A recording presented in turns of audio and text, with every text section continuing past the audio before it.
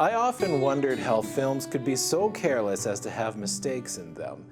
They spend so much time and money on a production. So why would they allow mistakes to happen in the film? Well, making my own film showed me why mistakes happen. And once you have seen the mistakes in the editing bay, sometimes you don't have the time or the motivation to go back and reshoot it.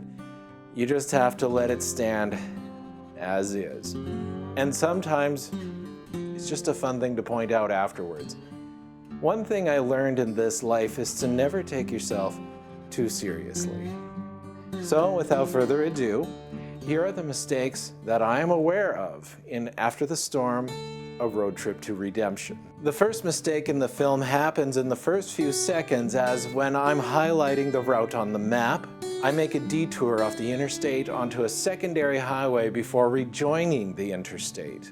Had I really taken this route, it likely would have added a lot of time to my road trip because the speed limits would likely have been different. Also, I think that highway wasn't twinned, so who knows how frustrated I would have been if I got stuck behind a large truck or anything like that and I just couldn't pass. And lastly, let's just be honest here, I likely would have gotten lost. There is one blatant error in the film that I should have caught, and it's one that you as a viewer won't notice until I mention it. I say that the mistake that took my father's life happened at 4:55 p.m. when in fact it actually happened at 3:55 p.m. I know this is an inconsequential detail, but it's important to me as that day is burned into my brain and I'm stunned that I made such a grievous error.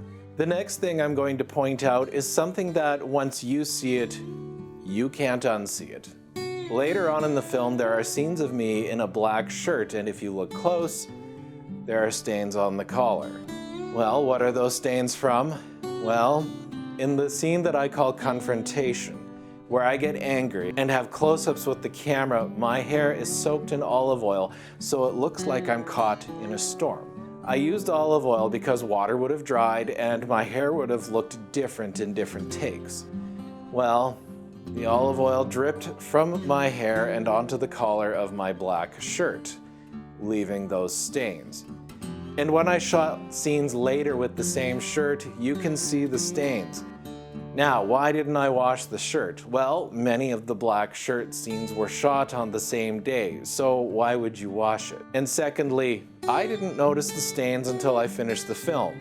Way too late to correct that, and I am not going back to reshoot those scenes just because of some stains on a collar. Lastly, the next mistake I see is, obviously I'm reading from a script. This is a mistake in the film that annoys me the most. I feel like I'm breaking the fourth wall because in some scenes it is obvious that I'm reading a script that is just off camera. This is another one of those mistakes where once you see it, you can't unsee it.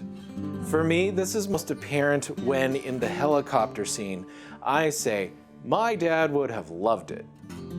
Every time I see this one sequence, I keep thinking I should have edited it to cut to the other camera angle so it wasn't as obvious. And yes, I cringe every single time I see that scene. C'est la vie. And those are the mistakes that I notice in After the Storm, A Road Trip to Redemption.